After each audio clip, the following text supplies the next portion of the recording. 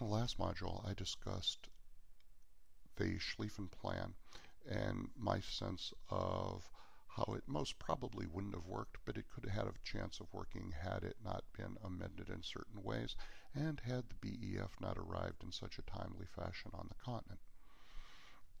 What I'd like to do is flip this around, looking towards the east.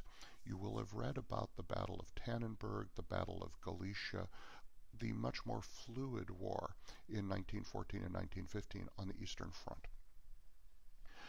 Usually when we think about this, when we talk about the Battle of Tannenberg and the Battle of the Masurian Lakes, it's often written from a German viewpoint, discussing the German ability to fend off a far superior force with far weaker numbers of men, how they were able to use internal lines of communication to shift an army first to fight at Tannenberg and then at the Masurian Lakes to totally annihilate one Russian army, push the other back. And of course from this, Erich Ludendorff, the hero of Liège, will appear as will shoot to great prominence, as will his nominal superior, Paul von Hindenburg. Hindenburg will emerge from the war the great hero general of Germany. Now we often think of that. What were the Russians thinking about doing in the advance into East Prussia? Now from a grand strategic point, if you're hovering over a map table in St. Petersburg, it doesn't seem like such a bad idea. The Russians will attack East Prussia in a pincer movement, one from the west, one moving west, one moving north from the south. The German army in between will be trapped. The Russian army will march upon Königsberg and seize Königsberg, the heart of Prussiandom, the old citadel of the Teutonic Knights, and then they can sit and wait and see what happens in the west. The Russians devoted only 2 of 8 armies, so 1/4 of their men to the advance into East Prussia. Almost imagine they were nibbing off, they were cutting off an earlobe of the Germans. This wasn't seen as a great strategic victory.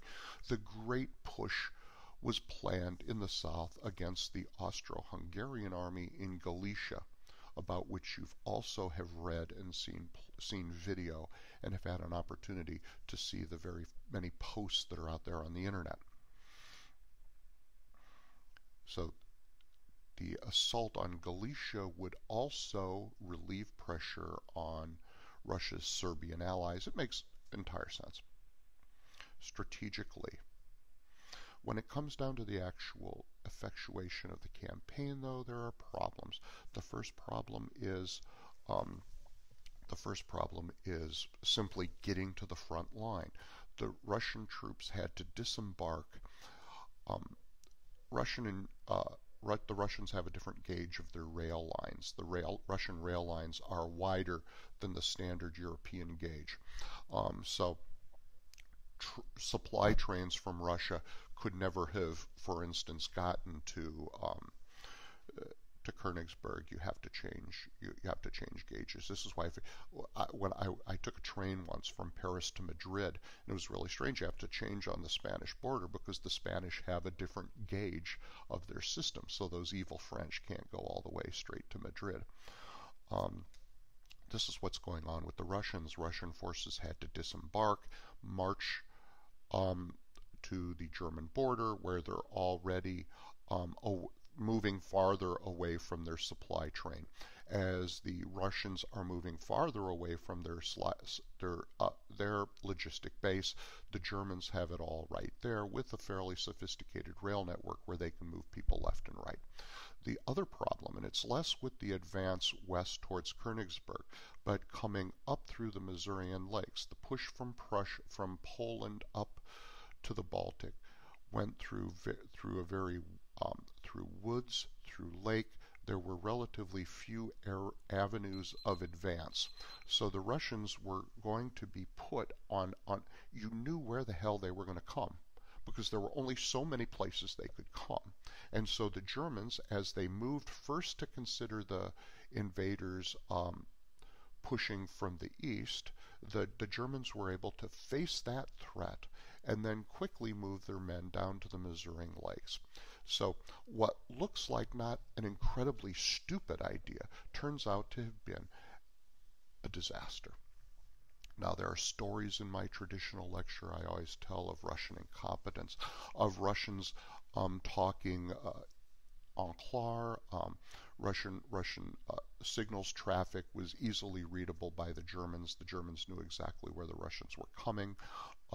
Questions of Russian supply, I always overstate this. The Russians were in the midst of a major military reorganization and resupply effort.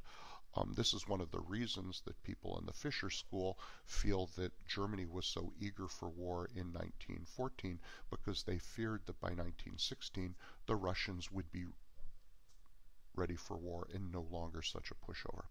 So as you think about the war in the East, think about it isn't quite as nonsensical as it seems.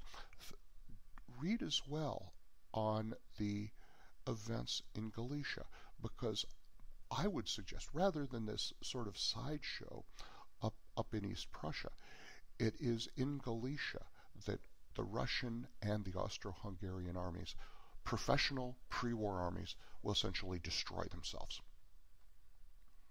By 1915, the pre-existing armies are gone, the equipment is shot, and the two least advanced countries amongst the major powers, the Austrians and the Russians, will have to retrofit and rebuild their armies to continue the war. So something really interesting going on. Lastly, what emerged from the German victory at Tannenberg was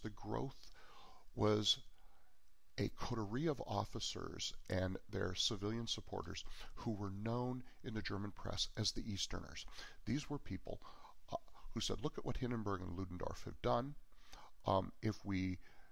Once after October 1914, when the Western Front turned to the stasis of trench warfare, if we were to these Germans will say, if we were to offer our resources to the east, where there's still a war of movement, we have the opportunity to drive the Russians from the war and then concentrate and perhaps that will knock the French and the British into their senses, and if not, it will allow us to concentrate all of our forces on the west, where we will surely overpower the French and the British. So after the success of Tannenberg and the Missourian Lakes, there's the emergence of this interesting group called the Easterners, who not only want a more aggressive war in the east, they also want a more aggressive war on the sea with unconditional submarine warfare, which damn well in 1915 brings the United States into the war 2 years earlier, which would have been an enormous disaster. The advocates of total war, the advocates of a complete militarization of German economy, of aggressive total war. These people will have as their figurehead Paul von Hindenburg, as their actualizer Erich Ludendorff. I almost stuck a von in there. Ludendorff is a commoner. He is an outsider in many ways within the aristocratic Prussian German general staff. The second week in a row I've managed to say something nasty about Erich Ludendorff. Thank you.